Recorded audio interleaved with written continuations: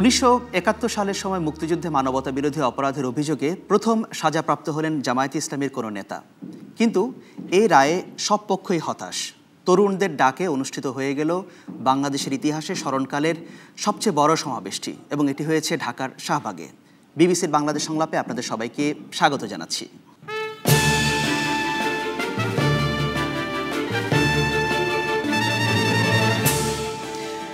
আজ প্যানেলে আছেন কৃষিমন্ত্রী ও আওয়ামী লীগের প্রেসিডিয়াম সদস্য মতিয়া চৌধুরী, বিএনপির ভাইস চেয়ারম্যান ও সাবেক মন্ত্রী হাফিজউদ্দিন আহমেদ, ব্লগার আরিফ জেপতিক এবং ব্র্যাক বিশ্ববিদ্যালয়ের শিক্ষক ও ঘাতক দালাল নির্মূল কমিটির আইন বিষয়ক সম্পাদক ডক্টর তুরিন আফরোজ।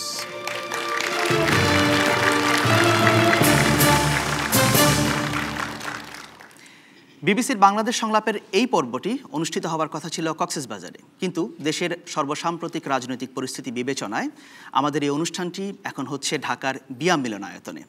এই বিয়াম মিলনায়তনে আপনারা দর্শক হিসাবে যারা উপস্থিত আছেন, আপনাদের দেয়া প্রশ্নের ভিত্তিতে আমাদের এই অনুষ্ঠান পরিচালিত হবে।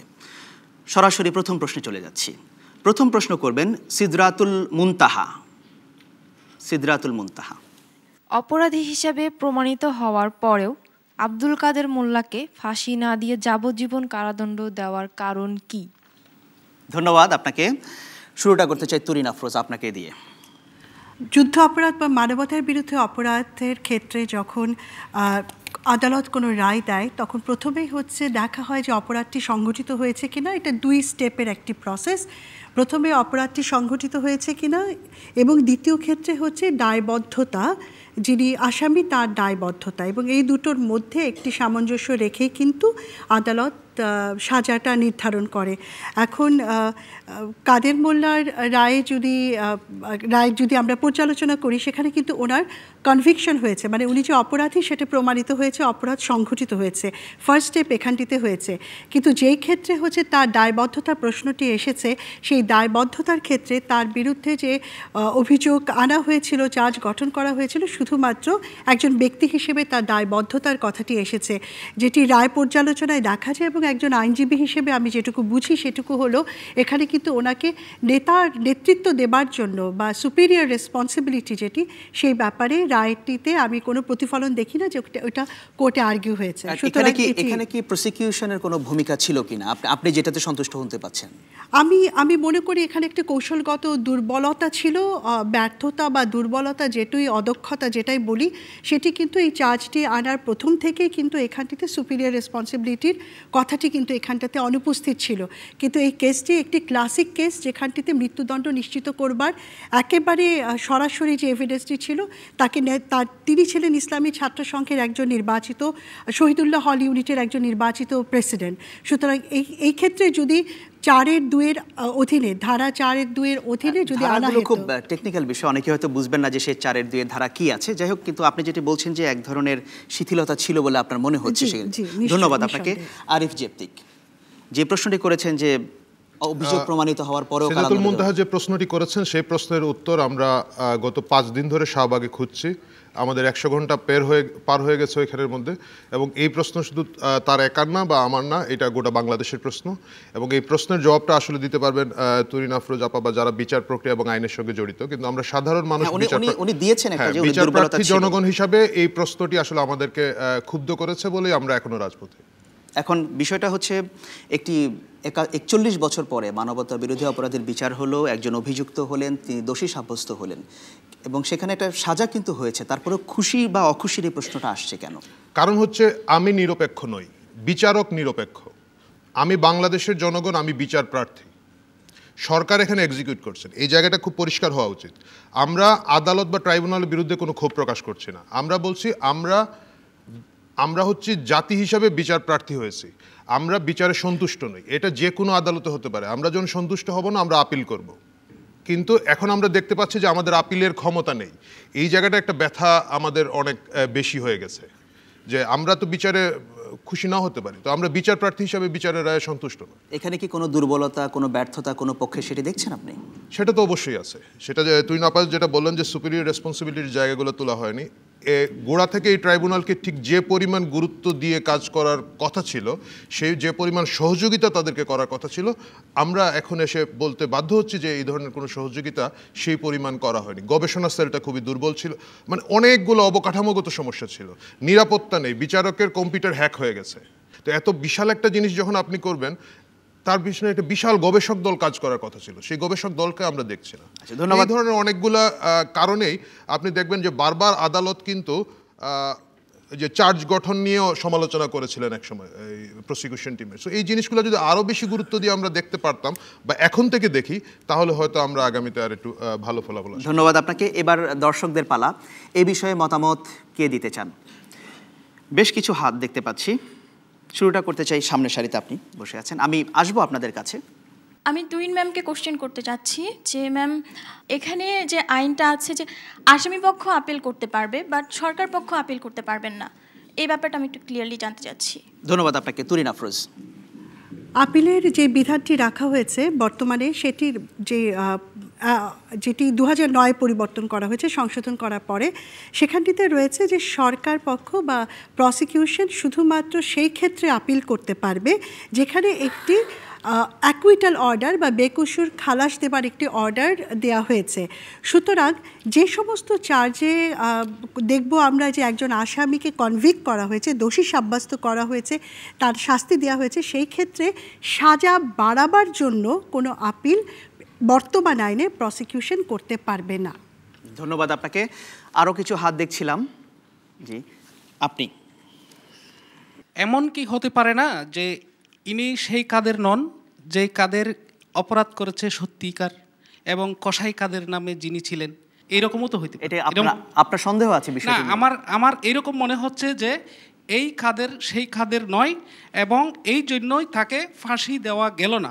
কারণ হচ্ছে একটা খুন করলেও যেখানে ফাঁসি হইতে পারে, এতগুলো খুন করলো এবং আরো অন্যান্য অপরাধ করলো, তারপরেও তাকে ফাঁসি দেওয়া গেল না। আচ্ছা, আমরা এটা আদালতে এরই মধ্যে প্রমাণ হয়েছে।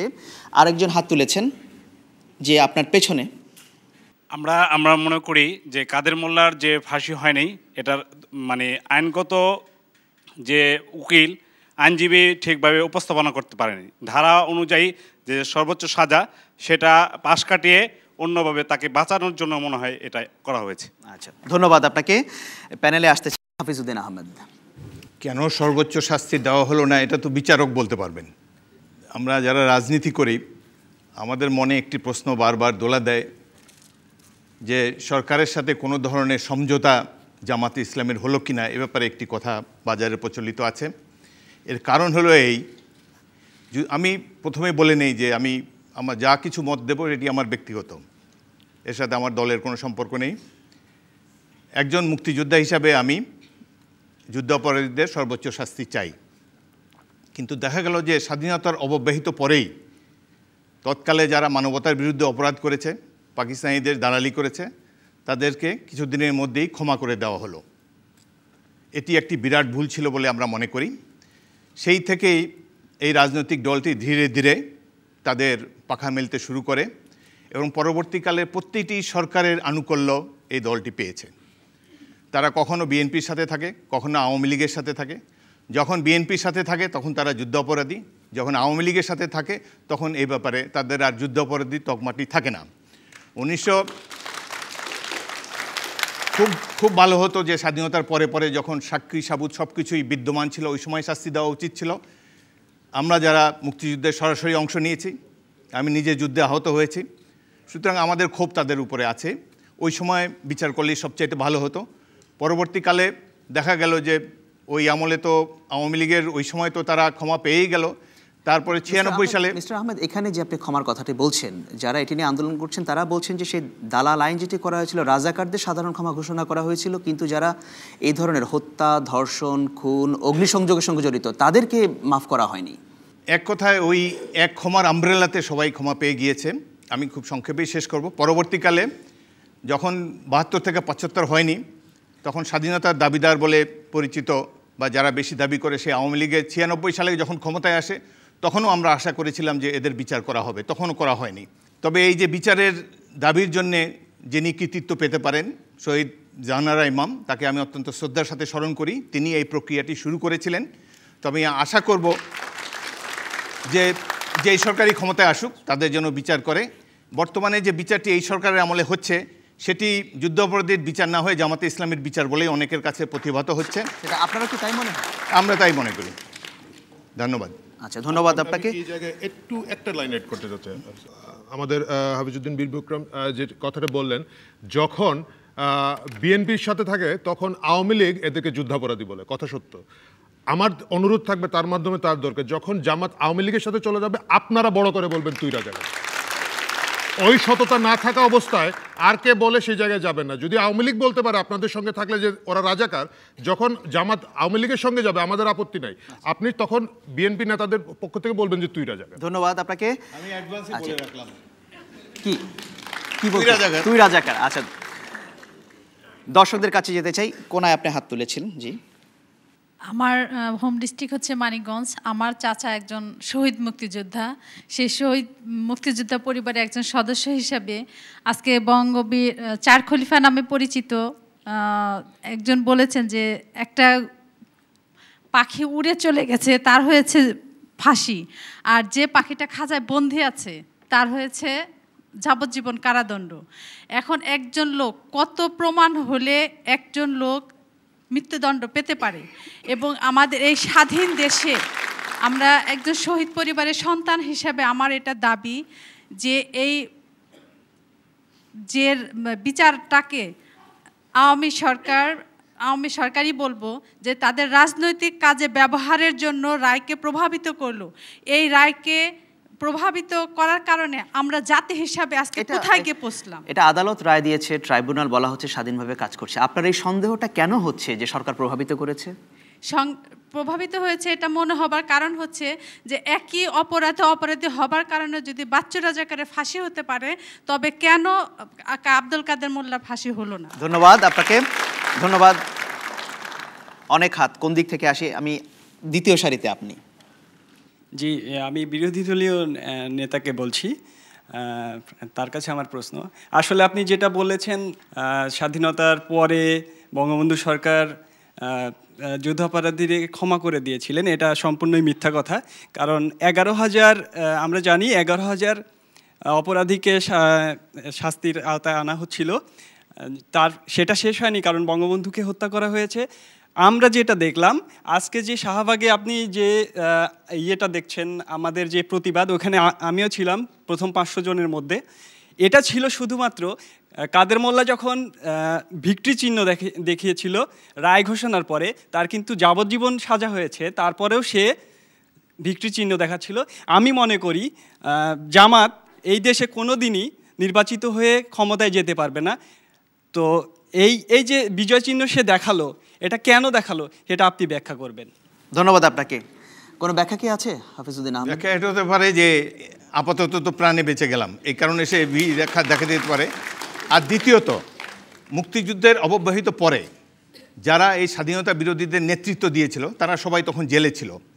কিন্তু বঙ্গবন্ধু শেখ মুজিবুর রহমান তিনি অনেক বড় মাপের নেতা ছিলেন, তিনি কিছুটা দয়ালুও ছিলেন।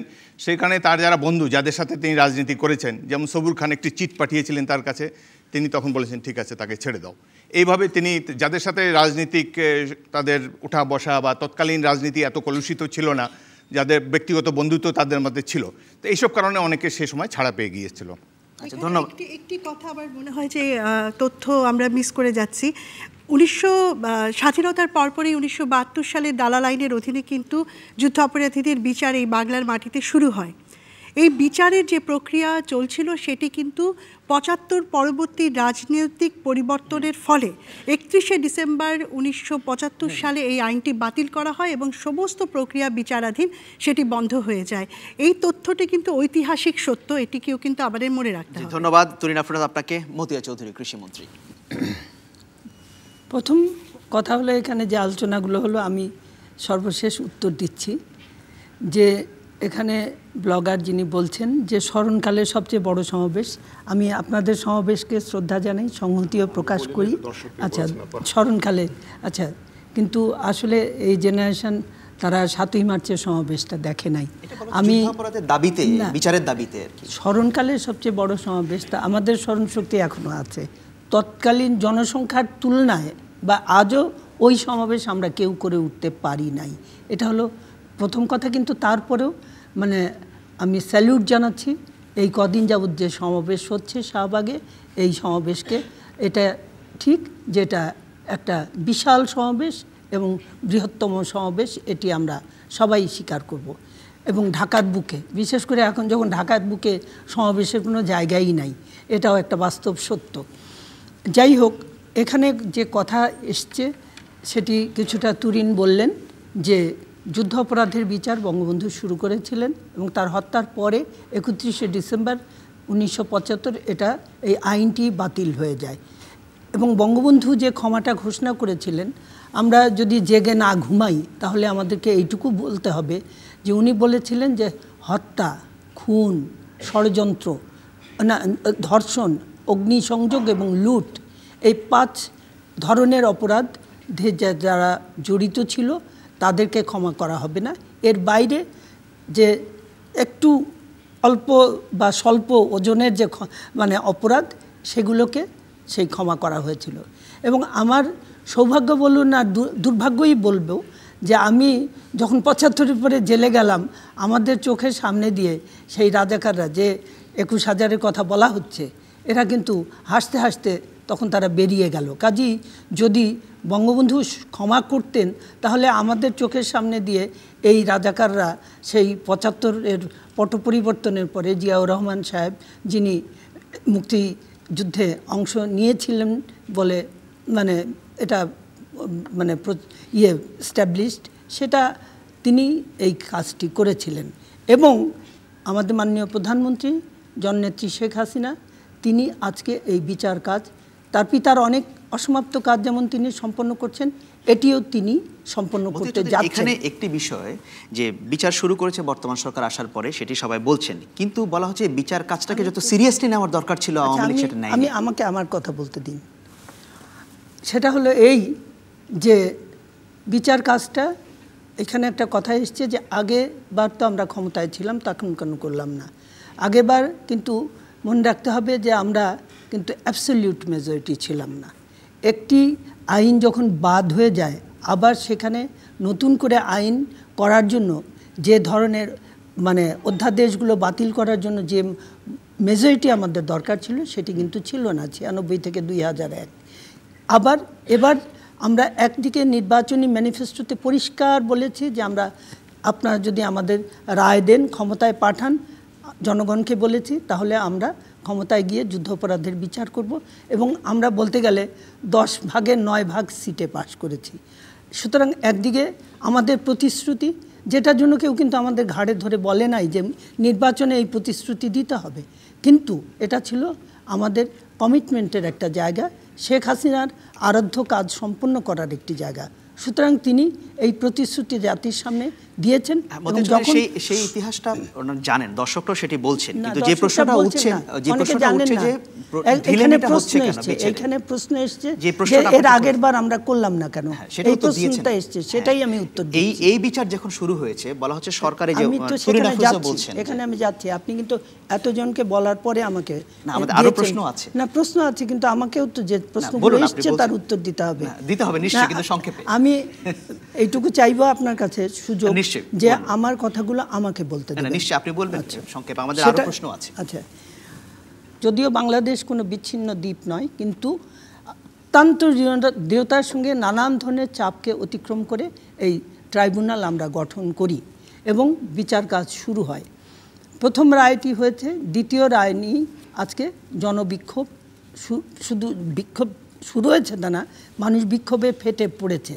কারণ মানুষ কাদের মোল্লা, একজনে বলেছেন যে এই কাদের সেই কাদের নয়, উনি কিভাবে তার ডিএনএ টেস্ট করেছেন আমি জানি না, কিন্তু কাদের মোল্লা কিন্তু নিজেকে বলে নাই যে আমি সেই কাদের না। তা উনি এত ডিএনএ টেস্ট করে মানে শিওর হয়ে গেলেন, এটা উনি যদি কোর্টে তখন তার পক্ষে গিয়ে ডিএনএ টেস্টটা সেই সাবমিট করতেন, বোধহয় কাদের মোল্লার জন্য একটু সুবিধা হতো। যাই হোক, আমি এই ধরনের শ্রোতা আপনারা এখানে আনার জন্য আমরা একটা নতুন তথ্য জানতে পারলাম। এবং আচ্ছা, এখন যেটা যে আমরা এই রায়ে নিজেদের অসন্তোষ প্রকাশ করেছি এবং আমরা একেবারেই সন্তুষ্ট না, কিন্তু একই সঙ্গে আমি একটি জিনিস বলতে চাই, আমাদের দেশের সেই সিভিল সোসাইটি এবং আমরা নিজেরাও মনে করি বলে আমাদের নির্বাচনী আরেকটি প্রতিশ্রুতি ছিল যে বিচার বিভাগের স্বাধীনতা, যে আইনটি আমরা পাশ করেছি। কাজী ট্রাইব্যুনাল বলুন আর হাইকোর্ট বলুন, সুপ্রিম কোর্ট বলুন, তাদের স্বাধীনতা আমরা আপনাদের দাবির ভিত্তিতে, আপনাদের রায়ের ভিত্তিতে আমরা দিয়েছি। সেই অবস্থায় বিচার বিভাগকে আমি পরে কম বলবো, বিচার বিভাগকে আমরা সেই হস্তক্ষেপ করতে যাইনি, কিন্তু আমাদের তরফ থেকে আজকে আমি আপনাদেরকে অভিবাদন জানাই যে আজকে আপনারা যে খুঁটিনাটি বিষয়গুলো লক্ষ্য করে তুলে ধরেছেন, সেদিন যদি ব্লগাররা এবং আরও অন্যান্যরা সবাই এইভাবে একটা প্রতিবাদ বা কোথায় কোথায় ভুল হচ্ছে তুলে ধরতো, তাহলে জনমত সংগঠিত হতো এবং বিচারকরা হয়তো অনেক কিছু উপলব্ধি করতে পারতেন। ধন্যবাদ। আবার আসবে এই প্রসঙ্গে, অনেক প্রশ্ন আমাদের রয়েছে। না, এইখানে এইটাই আমি বলবো যে আমরা এই রায়ে সন্তুষ্ট না এবং আমরা আপিল করতে যাচ্ছি। রায় যদি আমরা সন্তুষ্ট হতাম তাহলে আমরা আপিল করতাম না। ধন্যবাদ আপনাকে, অসংখ্য ধন্যবাদ। এখানে শ্রোতা দর্শকদের মনে করিয়ে দিতে চাই, এই বিষয়ে আপনারা যদি আরও বিস্তারিত মতামত দিতে চান তাহলে bbcbangla.com এই ওয়েবসাইটে আপনার মতামত দিতে পারবেন। তার পাশাপাশি ফেসবুকে বিবিসি বাংলা সামাজিক ফোরামেও আপনার মতামত দেবার সুযোগ আছে।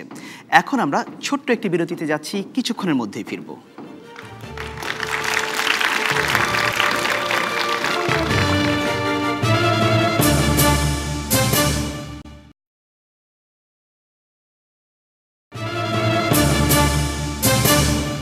বিরতির পর আবারও ফিরে এলাম। আপনারা দেখছেন বিবিসির বাংলাদেশ সংলাপ। এবারে পরের প্রশ্ন করবেন সমাপিকা হালদার। আমার প্রশ্ন হলো, যুদ্ধাপরাধীদের বিচার প্রসঙ্গে সরকারের আপোষ নিয়ে জনমনে যে প্রশ্ন উঠেছে সেটি সরকার কিভাবে মোকাবেলা করবে? ধন্যবাদ আপনাকে। শুরুটা করতে চাই তুরিন আফরোজ, আবার আপনাকে দিয়ে। এই যুদ্ধাপরাধীর বিচার নিয়ে তিনি যে জনমনের প্রশ্নের কথা বলছেন, কতটা সঙ্গত এটি? এই বিচারের রায় নিয়ে আমাদের যেই আকাঙ্ক্ষা ছিল, আমাদের সেই প্রাপ্তির জায়গাটিতে হয়তো আমাদের অনেক জায়গায় অপূর্ণতা থেকে গেছে। তবে আমি যুদ্ধ অপরাধের বিচারের বিষয়টিকে রাজনৈতিক সমীকরণের বাইরে দেখবার জন্য বারবার অনুরোধ করব এবং আমি মনে করি এটি একটি আইনি লড়াই। এখানে সরকার আতাত করেছে বা করেনি সেটি ভিন্ন একটি জায়গায়, আতাত হয়তো করেছে বা হয়তো করেনি, কিন্তু একটি বিচারিক রায়, এই আইনি লড়াই কিন্তু আমাদেরকে ট্রাইব্যুনাল এবং কোর্টের মধ্য থেকেই বের করে আনতে হবে। আজকে রায়ের যে অপূর্ণতা, এটি একদিকে যেমন আমাদেরকে আন্দোলন চালিয়ে যেতে হবে, সরকারের উপর চাপ সৃষ্টি করতে হবে, রাজনৈতিক সংস্কৃতি, আপোষের যে সংস্কৃতি সেটি থেকে বের হয়ে আসার চেষ্টা করতে হবে, কিন্তু তার চাইতেও বড় কথা এই যে আইনি লড়াইটি, সেই লড়াইটি কিন্তু আমাদেরকে জিতে আসতে হবে। কোনো সন্দেহ আছে নিয়ে সরকারের ভূমিকা নিয়ে? আমি যেহেতু আইনের ভেতরে থেকে আমি যদি দুটি রায় পড়ে যেটুকু বোঝার চেষ্টা করেছি, বিশেষ করে যেটি কাদের মোল্লার রায়, সেই রায়টিতে যেটি বোঝা যায় যে এখানে কিছু জায়গায় প্রসিকিউশনের অদক্ষতা বা ব্যর্থতা ছিল। যদি সেটাকে আমরা কভার আপ করতে পারতাম, যদি আতাত হয়েও থাকে, এটা যেই রায়টা আমরা পেতাম হয়তো অন্যরকম একটা কিছু আসতো।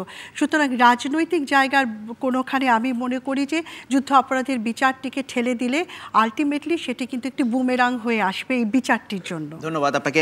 আরিফ জেপ্তিক, এখানে একটা কথা যেটা যে জনমনে প্রশ্ন আছে কোনো ধরনের আপোষ হয়েছে কিনা, এটা আওয়ামী লীগের সমস্যা, এটা আমাদের সমস্যা না।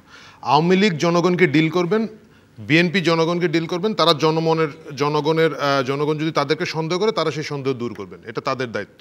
বা তারা যদি এসে সন্দেহ করেন তারা ভুগবেন, এটার জন্য আমাদের কোনো ধরনের কোনো সমস্যা নেই। আপনাদের কি আছে কোনো সন্দেহ? আপনারা যারা সমাবেশ না, করছেন, আমরা মনে করছি না এই জায়গায় রাজনৈতিক আতাত শব্দটা আমি ব্যবহার করব না, কিন্তু আমার কাছে মনে হয়েছে, আমি তুই নাপার সাথে এই জায়গায় একমত, যে আরও লজিস্টিক সাপোর্টগুলো যদি আমরা আগে থেকে দিতে পারতাম। এখানে মতিয়াপা একটু আগে বলেছেন আমরা যদি আরও আগে বলতাম তাহলে হতো, কিন্তু আমরা তো ওনাদেরকে ইলেকশনের সময় ভোট দিয়ে বলে দিয়েছি যে আপনারা বিচার করুন। এরপরে বারবার আমরা যদি প্রশ্নবিদ্ধ করি ট্রাইব্যুনালে এটা দেওয়া নাই ওইটা দেওয়া নাই, তাহলে এটা আবার বিচার প্রক্রিয়াকে এক ধরনের ব্যাহত করে। আপনারা যারা ব্লগে দেখেছেন, আমরা কিন্তু একসময় হালকা সুর তুলেছি, কিন্তু আমরাই আবার বলেছি যে আমরা এটাকে প্রশ্ন করব না, বিচার হতে হবে, বিচারটা হয়ে যাক, আমরা যতটুকু পারা যায় নিবৃত্তি থেকে আমরা পুরো প্রক্রিয়াকে সহায়তা করে যাব। সো আমরা এই সহায়তার জায়গায় এখনো আছি। ধন্যবাদ আপনাকে। এবারে দর্শকদের পালা। জি, আপনি প্রথম সারিতে। আমি মতি আপাকে উদ্দেশ্য করে বলতেছি, যেটি আমরা গত নির্বাচনে এদেশের মানুষ, বিশেষ করে তরুণ প্রজন্ম, আপনাদেরকে ভোট দেওয়ার মূল লক্ষ্য ছিল আমাদের যে এই বিচারটি আমরা পাবই, কারণ আমরা একটি কলঙ্কিত অধ্যায় নিয়ে আমরা বেঁচে আছি এবং বয়ে বেড়াচ্ছি। সেক্ষেত্রে নতুন প্রজন্মর যে ভোটটি, এই ভোটটি শুধুমাত্র ছিল, আপনি স্বাধীনতার আগে ছিল 7.5 কোটি মানুষ, স্বাধীনতার পরে আপনার গত নির্বাচনের সময় যারা আমরা আছি, আমরা কিন্তু নতুন প্রজন্ম প্রায় 5 কোটি, এবং তার আগের কিছু লোক সংমিশ্রণ হয়েছে। এই 5 কোটি লোক থেকে আমরা 1.5 থেকে 2 কোটি ভোট শুধুমাত্র এই যুদ্ধাপরাধীদের বিচার করার লক্ষ্যেই আপনাদেরকে দিয়েছিলাম। কিন্তু আজকে আগামী নির্বাচনে আমাদের সকলের কিন্তু একটি সরকারের দিকে তাকিয়ে থাকা এবং আপনাদের দিকে তাকিয়ে থাকা, যদি আপনারা এই বিচারটি সুন্দরভাবে এই বাংলাদেশের মানুষকে উপহার দিতে পারেন, তাহলে যে ভোটটি গত নির্বাচনে আমরা দিয়েছিলাম তার চেয়ে দ্বিগুণ ভোট দিয়ে আপনাদেরকে পুরস্কৃত করব। ধন্যবাদ আপনাকে। জি, তৃতীয় সারিতে আপনি। জি, আপনি। এই বিচার কার্যক্রম কি সরকার পরিবর্তনের সাথে সাথে পরিবর্তিত হবে নাকি এভাবেই চলতে থাকবে? আচ্ছা, সেটি একটি প্রশ্ন। আপনার প্রশ্নটা, এবং যিনি প্রশ্নটা করেছেন, যে বিষয়টা নিয়ে আমরা আলোচনা করছি, যে জনমনে এক ধরনের সন্দেহ তৈরি হচ্ছে বলে বলা হচ্ছে, কেউ কেউ বলছেন, আপনার মনে কি কোনো সন্দেহ আছে? সন্দেহ আছে, কারণ যে যিনি খুন করেছে, ধর্ষণ করেছে, আগুন লাগিয়েছে, তার যদি জাস্ট একটা রায়ে তাকে খালাস করে দেওয়ার ফলে তার ফাঁসি হয়নি, জেল হয়েছে, তাহলে আমি এরকম 10টা খুন করব, 20টা খুন করব, 5টা মামলা হবে, 4টায় আমাকে জেল দেওয়া হবে, একটা আমাকে খালাস করে দেওয়া হবে, দ্যাটস ইট। আমি এভাবে ইন্সপায়ার্ড হব। এই জন্যই আমার কাছে মনে হয় যে এটা। ধন্যবাদ আপনাকে। ধন্যবাদ। পেছনে যেতে চাই, আপনি। এই ট্রাইব্যুনালে বলা আছে বিচারের শাস্তি হবে নৃশংসতার সমানুপাতিক। এখন প্রশ্ন হচ্ছে যে সরকার যে এই বিচারের জন্য যে ট্রাইব্যুনাল গঠন করলো, এখানে যথেষ্ট স্টাডি হয়েছে কিনা, এবং যে যুদ্ধাপরাধী শুধুমাত্র এই কয়েকজন কিনা, কিংবা এদের অপরাধের বিচার মানে মানদণ্ডে আনা হলো যে এই কয়েকজন অপরাধী। আমার মনে হয় সরকার যথেষ্ট স্টাডি করে নাই। স্টাডি না করার কারণে, প্রশাসনের দুর্বলতার কারণে আমরা এই বিচারের রায়টা ঠিক মতো পাচ্ছি না। আচ্ছা, ধন্যবাদ আপনাকে। আমি আর একজনকে সুযোগ দিতে চাই এই দফায়। যে সামনে আপনি। মানুষের জন্য আইন, আইনের জন্য মানুষ না। আজকে যে যুদ্ধ অপরাধী, মানবতা বিরোধী যে বিচারের দাবিতে প্রজন্মরা চেতনার প্রদীপ জ্বেলেছেন, আমার মনে হয় আমরা যে যুদ্ধ করেছি অন্যায়ের বিরুদ্ধে ন্যায় প্রতিষ্ঠার জন্য, আজকের প্রজন্মরা দেখেছে তাদের পিঠ ঠেকে গেছে। পিঠ ঠেকাতেই তারা আজকে এইভাবে মাঠে নেমেছে। যে প্রশ্নটি করছে যে সরকারের আপোষ নিয়ে এক ধরনের সন্দেহ, আপনার কি কোনো সন্দেহ আছে? সরকারের আপোষ নিয়ে প্রশ্ন তো আছে, কারণ সরকার কি আমাদেরকে, তরুণদেরকে এইভাবে ঠেলে দিবে মাঠে, নাকি তাদের কোনো দৃঢ় পদক্ষেপ আছে যে বারবার গুম, হত্যা, নির্যাতন এগুলার বিরুদ্ধে কি তরুণরাই নামবে নাকি প্রশাসন নামবে? আমার এটাই প্রশ্ন। আচ্ছা, ধন্যবাদ আপনাকে। ধন্যবাদ। হাফিজউদ্দিন আহমেদ। প্রশ্নটি ছিল সরকারের প্রতি। আমার মনে হয় সরকারের একজন প্রতিনিধি শুনে আমার জবাব দিতে শুরু হতো। আপনার কোনো সন্দেহ আছে কিনা সেই বিষয়টা নিয়ে? সন্দেহ তো নিশ্চয়ই আছে, কারণ আমরা প্রধান বিরোধী দল বিএনপি রাস্তায় নামলেই আমাদের উপর হামলা হয়। সভা সমিতির কোনো অনুমতি পাওয়া যায় না। পিপার স্প্রে মুহুর্মুহু শিক্ষক থেকে শুরু করে যারা তেল গ্যাস রক্ষার জন্যে দাবি তুলেছেন তাদের উপরে, সবার উপর ব্যবহার হয়। কিন্তু জামাতে ইসলামীর সাথে ফুল বিনিময় দেখে আমাদের মনে কিছুটা সন্দেহ জেগেছে। এবং তাছাড়া অতীতে যখন রাজনৈতিকভাবে অনেক কথাই বলা হয় যে ৭৫ পরবর্তী সরকারসমূহ তাদেরকে একটু লাই দিয়েছে এই সেই, কিন্তু অনেক সময় দেখেছি যে ৯৬ সালের পরে বিএনপি সরকারের বিরুদ্ধে যখন আন্দোলন হয়েছিল, তখন বর্তমান প্রধানমন্ত্রী এবং মতিউর রহমান নিজামী পাশাপাশি বসে আন্দোলনের পরিকল্পনা প্রণয়ন করেছিলেন। তখন তারা বোধহয় যুদ্ধাপরাধী ছিলেন না। তবে আমার মনে হচ্ছে যে কিছুটা মানে আতাত সরকারের সাথে হয়েছে, যেই কারণে তারা বিনা বাধায় মিছিলটি করতে পারলো, অন্য বিরোধী দল যেটি করতে পারে না।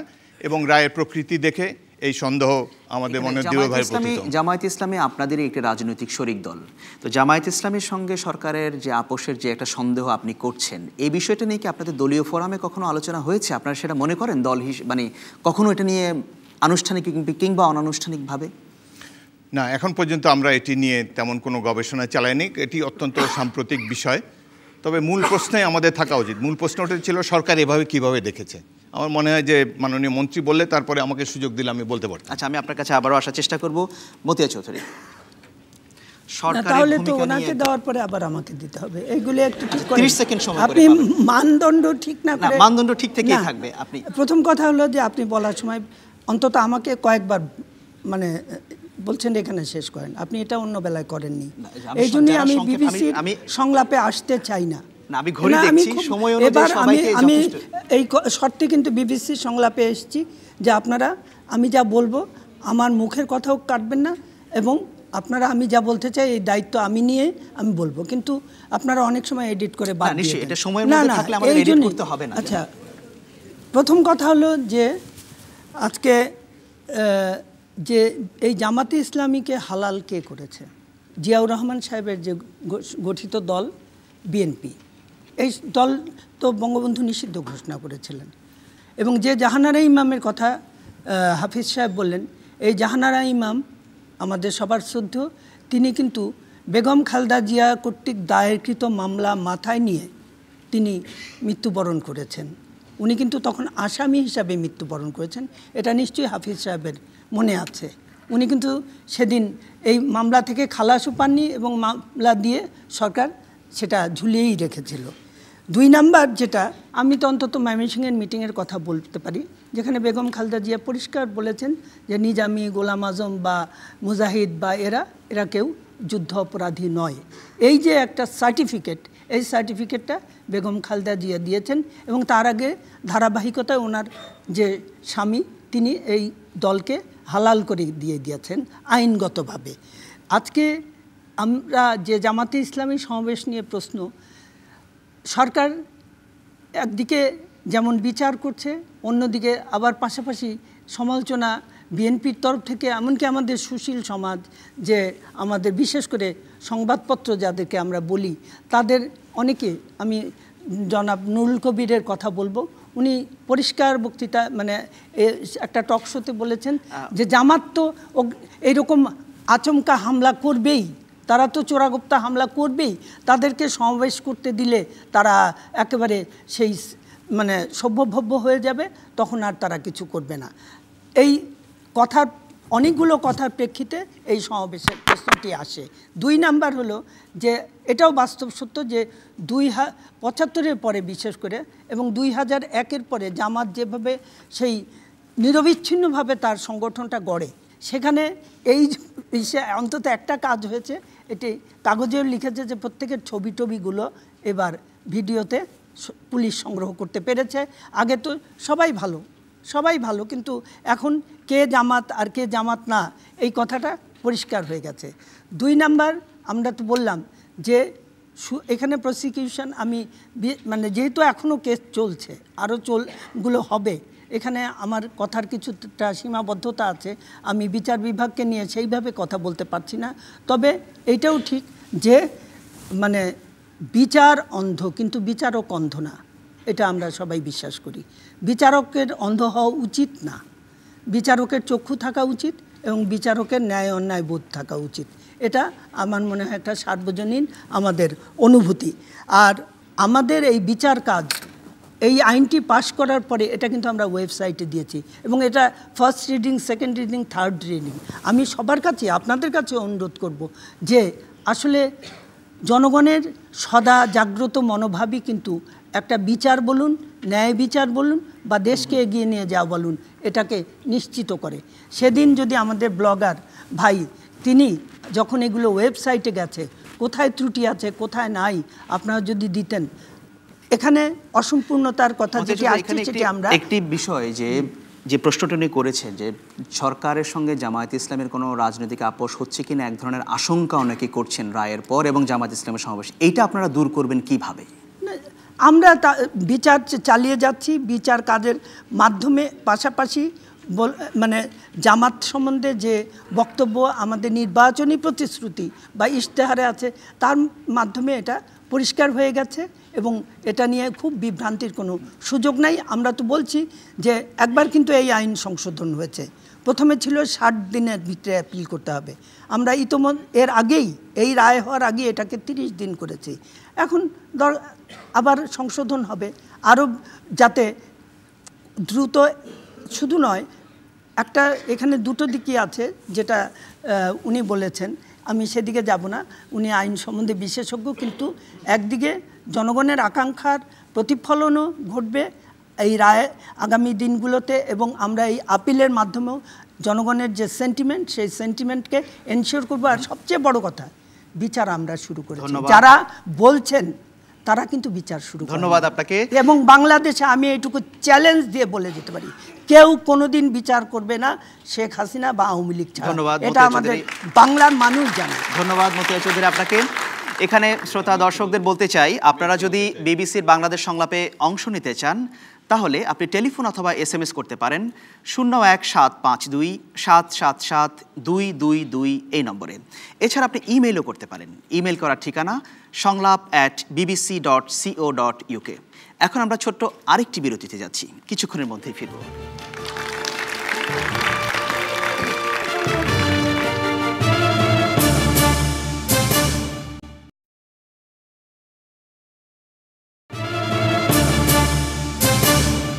বিরতির পর আবারও ফিরে এলাম। আপনারা দেখছেন বিবিসির বাংলাদেশ সংলাপ। এবারে পরের প্রশ্ন করবেন ফারিন রহমান। ধন্যবাদ। আমার প্রশ্ন হচ্ছে, শাহবাগের আন্দোলন কি কাদের মোল্লার ফাঁসির দাবি পূরণ করতে পারবে? আপনার কি মনে হয় পারবে? সেটাই আমি জানতে চাচ্ছি, এটা কি পারবে কিনা। আচ্ছা, ধন্যবাদ আপনাকে। শুরু করতে চাই আরিফ জেপ্তিক। আপনারা শুরু করেছিলেন এই সমাবেশে আন্দোলন। আমি আগে যেটা বলেছি, এটা সমাবেশ থেকে ফাঁসি দেওয়ার ব্যাপার না, কিন্তু এটা আইনের মাধ্যমে, আদালতের মাধ্যমে নিশ্চিত করতে হবে। আমরা যে জায়গাটা যেতে চাচ্ছি, জনগণ হিসাবে আমরা আপিলের সুযোগটা চাচ্ছি। আমরা এক ধরনের আশ্বস্ত হচ্ছি সরকার বিষয়টি বিবেচনা করবেন এবং অন্তত আপিলের আমাদেরকে পুনর্বিবেচনার সুযোগটা দিবেন কোর্টে, যাতে যেগুলো প্রমাণিত আমরা শাস্তি বাড়ানোর আবেদন করতে পারি নাগরিক হিসাবে।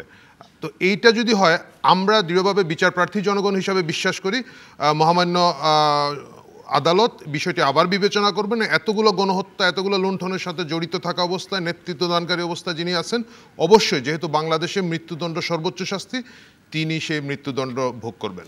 আপনারা যে আন্দোলন করছেন তাহলে এটা কতদিন চলবে? এটা যে আপনি বলছেন এটা আদালতের বিষয়, আদালত তাহলে তার নিজস্ব অনুযায়ী সিদ্ধান্ত নেবেন, আইন অনুযায়ী সিদ্ধান্ত নেবেন। আপনারা এটা কতদূর? আমরা কিন্তু আদালতকে কোথাও প্রভাবিত করার কোনো চেষ্টা করছি না। আমরা যে জায়গাগুলো করছি, মতিয়াপা একটু আগে যে কথাটা বললেন যে সরকারকে অনেক জায়গায় ভুল ত্রুটিগুলো ধরিয়ে দিতে হবে, বা এখানে একটু আগে যে প্রশ্নটি এসেছে যে আপুসের প্রশ্ন, আতাতের প্রশ্ন, আমাদের দুর্ভাগ্য হচ্ছে আমাদের পলিটিক্যাল দলগুলোর উপর আমাদের আস্থাটা এত তলানিতে আমরা ধরেই নেই এই বোধহয় চলে গেল। তো এই জায়গাগুলোকে যাতে জনগণের পক্ষ থেকে আমরা ঠিক রাখতে পারি, যদি এই ধরনের কোনো চিন্তাভাবনা কোথাও হয়ে থাকে, এই চিন্তা থাকে যাতে সচেতন থাকেন তারা, যে মূল জনগণের পালসটা বোঝেন, বা আমাদের বিরোধী দলীয় নেতা, বিরোধী দল যেটা আছেন তারাও যাতে বোঝেন যে আসলে জনগণ কি চায়। এই জায়গাগুলো ঠিক করতে হবে এবং এই জায়গাগুলো ঠিক করার জন্য জনগণের পক্ষ থেকে আমরা রাস্তায়। ধন্যবাদ আপনাকে। হাফিজউদ্দিন আহমেদ। আমার মনে হয় যে এই শাহবাগ স্কোয়ারে তরুণরা যে একটি দিগন্তের উন্মোচন করলেন, এটি বাংলাদেশের রাজনীতি, সমাজনীতি, রাষ্ট্রীয় ব্যবস্থা সব কিছুর উপরেই ভবিষ্যতে সিগনিফিক্যান্ট প্রভাব বিস্তার করবে।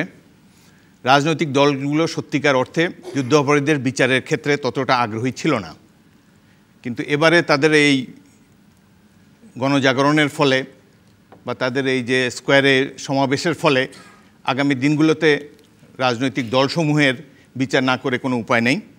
আর দ্বিতীয়ত হলো যে গণ আদালত হয়েছিল, তো সেখানে মৃত্যুদণ্ডও ঘোষণা করা হয়েছিল এই স্বাধীনতা বিরোধীদের বা যারা মানবতার বিরুদ্ধে অপরাধ হয়েছে। তারপরে পরে আওয়ামী লীগ ক্ষমতায় এসে যদি এই রায়গুলো বাস্তবায়ন করে দিতেন, যেটি তারা সোহরাওয়ার্দী উদ্যানে করেছিলেন, সেটি বিচারালয়ে নিয়ে আসলে হয়তো আজকে এই সমস্যার সৃষ্টি হতো না। তারপর আমি বলবো যে যে উদ্যোগ তরুণরা, ব্লগাররা গ্রহণ করেছে, এটি অত্যন্ত অভিনন্দনযোগ্য। সাথে সাথে তাদের কাছে একটি অনুরোধ থাকবে যে বাংলাদেশে এই মুহূর্তে যেসব অত্যন্ত জ্বলন্ত কতগুলো ইস্যু আছে, যেমন দুর্নীতি, শেয়ার বাজারে লুটপাট, হলমার্কে লুটপাট, ব্যাংক ব্যবস্থা ধ্বংস, বিশ্বজিতের মতো তরুণদেরকে রাজপথে পিটিয়ে হত্যা করে একটি ছাত্র সংগঠন, এবং সর্বোপরি বর্তমানে যে বৃহৎ সংকটটি হলো গণতন্ত্রের সংকট। যুদ্ধাপরাধীদের বিচার তো হবেই, যতদিন বাংলাদেশ থাকবে, যখন যেখানে সবাই এটার বিচারের পক্ষে কোনো দ্বিমত নেই, এই বিচার হতে থাকবে। সাথে সাথে যেগুলো সাধারণ মানুষকে এফেক্ট করে, সেই ধরনের দুর্নীতি বা গণতান্ত্রিক ব্যবস্থা যাতে কায়েম থাকে এখানে সেগুলোর প্রতিও আমি তো মাননীয় উপস্থাপক আমি সবচেয়ে কম বলবো, মন্ত্রী বলেছিলেন পরে কম বলবেন, তো আশা করি যে কথাটি তিনি রাখবেন। আমি সবসময় কম বলবো। আমার কথা হলো যে বর্তমানে এটি তো চলতেই থাকবে, সাথে সাথে যদি ব্লগাররা আরও কয়েকটি ইস্যু যেগুলো জনগণকে দৈনন্দিনভাবে স্পর্শ করে সেটি গ্রহণ করলে তাদেরকে আরও অভিনন্দন, তারা ধন্যবাদ পাবেন। ধন্যবাদ আপনাকে। আমি শুধু দুজনের কাছ থেকে আমি মতামত নিতে চাই। পেছনে খুব কম গিয়েছি, একদম পেছনের সারিতে আপনি। যেটা বলা হচ্ছে কি যে আমাদের এই আন্দোলন দ্বারা কি আমরা ফাঁসি দিতে পারবো কিনা, এখানে আমার সন্দেহ আছে। কারণ আমাদের একটা অংশ আছে যারা এই বিচারের বিরুদ্ধে, তারা একটা সময় প্রশ্ন তুলবে এটা নিয়ে, কারণ একটা আন্দোলনের মাধ্যমে সেই বিচারের আমরা রায় পেতেছি। তাদের প্রশ্ন তোলা একটা জায়গা থেকে যায়, তারা এটা নিয়ে প্রশ্ন তুলবে, কিছুটা হলে এটার ব্যাপারে একটা এফেক্ট করবে, তাই আমার একটু সন্দেহ আছে এটা। আচ্ছা, ধন্যবাদ আপনাকে। এ পাশে আসতে চাই অনেকগুলো হাত, আমি একজনকে নিতে চাই পেছনের দিক থেকে। আপনি যে একজন নারী হাত তুলেছেন, দেখি। আমি বলতে চাই যে আমাদের এই মুক্তিযুদ্ধে আমাদের দেশের অনেক নারী হত্যা, ধর্ষণ ও নির্যাতনের শিকার হয়েছেন। সেই হত্যা, ধর্ষণ, নির্যাতনে জড়িত পাকিস্তানি সেনাবাহিনীর সঙ্গে তৎকালীন জামায়াত ইসলামী নেতৃত্ব দায়ী বলে সাক্ষী প্রমাণ রয়েছে। আমি সেই হত্যা, ধর্ষণ, নির্যাতনের প্রতি বিচার দাবি করা কি অন্যায় হবে? যদি অন্যায় না হয় তবে সম্মানিত আলোচক বৃন্দর কাছে আমি আমার দাবির প্রতি কি সমর্থন করেন? যদি একমত হন তবে এই বিচারের রায় কি হওয়া উচিত, এটা আমি সম্মানিত আলোচক বৃন্দর কাছে জানতে চাই। ধন্যবাদ। ওনারা কিছু কিছু উত্তর এরই মধ্যে দিয়েছেন, আপনাকে অসংখ্য ধন্যবাদ। কৃষিমন্ত্রী মতিয়া চৌধুরী, খুব সংক্ষেপে বলতে হবে, আমাদের হাতের সময় কমে এসেছে। কারণ আপনি এত প্রশ্ন মানে কথা কাটাকাটি করছেন, সময় এমনিতেই গেছে। যাই হোক, সেটা হলো এই যে প্রথম কথা যেটা বলা হয়েছে যে জনাব হাফিজ সাহেব বলেছেন যে বিচার হবেই। উনি অবশ্য একটু ফাঁক রেখেছেন, প্রথমে বলছেন এটা ওনার ব্যক্তিগত মত, উনি দলগত মত আসলে দিতে পারবেন না। কেননা ওনার দলনেত্রী বেগম খালেদা জিয়া ইতোমধ্যে যুদ্ধ অপরাধীদের ক্লিন চিট অথবা তাদেরকে নির্দোষ বলে ঘোষণা করে দিয়েছেন বিভিন্ন জনসভায় বিভিন্ন সময়ে। তারপরে যে কথাটা আসছে সেটা হলো এই যে বিচার হবে কি হবে না। এখানে আজকে আইনের সংশোধনের কথা, কিছু ত্রুটির কথা এসছে, এগুলো মাথায় রেখে এখনও আইন সংশোধনের জন্য বললাম তো একবার অলরেডি হয়েছে, আবার হবে। আর 2 নাম্বার হলো যে আজকে যুদ্ধ অপরাধীদের রক্ষায় আগ্রহী আমি এখানে অনেক মানে দর্শক বা শ্রোতার কাছ থেকে শুনলাম শক্তি নাই বলে মেজর হাফিজ যে কথাটি বলেছেন বীর বিক্রম, তিনি নিজেই জানেন যে ওনার পার্টির তরফ থেকে এই যুদ্ধাপরাধীদের রক্ষার জন্য অসংখ্য প্রচেষ্টা আছে এবং আন্তর্জাতিকভাবেও আছে। কিন্তু আন্তর্জাতিকভাবে যারা বলছেন আমি তাদেরকে বলতে চাই, পাক কালাম কোরআন শরীফে আছে আল কাতলো বিল কাতলে, হত্যার বদলে হত্যা। সেখানে আমরা বিচার করে আইনের মাধ্যমে মৃত্যুদণ্ড চাচ্ছি। কাজেই আমাদের আসলে দুর্ভাগ্যজনক হলেও আমরা গরিব দেশ, তো আমাদের সোনার তরবারি নাই যে আমরা কারো শিরচ্ছেদ করব। সেখানেই বোধহয় আমরা একটু মানে সেই আমাদের মানে সমস্যা। কিন্তু তারপরেও দৃঢ়তার সঙ্গে বলি যুদ্ধাপরাধীদের বিচার হবে এবং তাদের সর্বোচ্চ শাস্তি এই দেশে নিশ্চিত করা হবে, এতে কোনো সন্দেহ নাই, এবং সেটি শেখ হাসিনার নেতৃত্বেই হবে, অন্য কেউ করবে না। ধন্যবাদ মতিয়া চৌধুরী আপনাকে। তুরিন আফরোজ, শাহবাগের আন্দোলন কি ফাঁসির দাবি নিশ্চিত করতে পারবে কিনা? প্রথমেই বলছি যে শাহবাগ থেকে সারা দেশে যে আন্দোলনটি চলছে, সেই আন্দোলনের যে মূল জায়গাটি আমরা আজকের এই সংলাপে এসে আমার মনে হচ্ছে সে একই জায়গায় দুইটি দলীয় দলের কোন্দলে পরিণত হয়েছে। যুদ্ধ অপরাধের বিচারকে কোন্দল থেকে বের করতে হবে, এবং আমি মনে করি শাহবাগে যে আন্দোলন চলছে সেই আন্দোলন থেকে ফাঁসি জায়গাটিতে হচ্ছে যে এই আন্দোলন সচেতন করবে রাজনীতিবিদদের, সচেতন করবে আমাদের পুরো প্রক্রিয়াটিকে, সচেতন করবে আমাদের প্রসিকিউশন এবং তদন্ত টিমকে, সচেতন করবে সাক্ষী, প্রত্যক্ষদর্শী এবং ভিকটিমদের, তারা যাতে স্বতঃস্ফূর্তভাবে এগিয়ে আসে যে এখন আর ভয়ের কোনো কারণ নেই, আমরা এই যুদ্ধ অপরাধের বিচারকে সমর্থন দিব এবং সহযোগিতা করব, এবং ফাঁসি সেক্ষেত্রে হবেই। ধন্যবাদ তুরিন আফরোজ। খালি তুরিনকে একটাই বলবো যে আপনাদেরকেও সচেতন করুক, যখন আইন পাস হয় তখন আপনার কোনো কথা ধন্যবাদ মতিয়া চৌধুরী, যদি তখন বলতেন তাহলে অনেক দুর্বলতা আমরা কাটিয়ে উঠতাম। ধন্যবাদ আপনাদের। আমাদের নির্মূল কমিটি থেকে অনেক চিঠি আছে, এখানটাতে অনেক লেখা আছে। ধন্যবাদ আপনাদের। আমাদের হাতে সময় শেষ হয়ে এসেছে। প্যানেলে আপনারা যে চারজন আছেন, আপনাদের চারজনকে অসংখ্য ধন্যবাদ। ধন্যবাদ জানাচ্ছি এই মিলনায়তনে উপস্থিত দর্শকদের। একই সাথে ধন্যবাদ চ্যানেল আই কর্তৃপক্ষ এবং বিয়াম অডিটোরিয়াম কর্তৃপক্ষকে।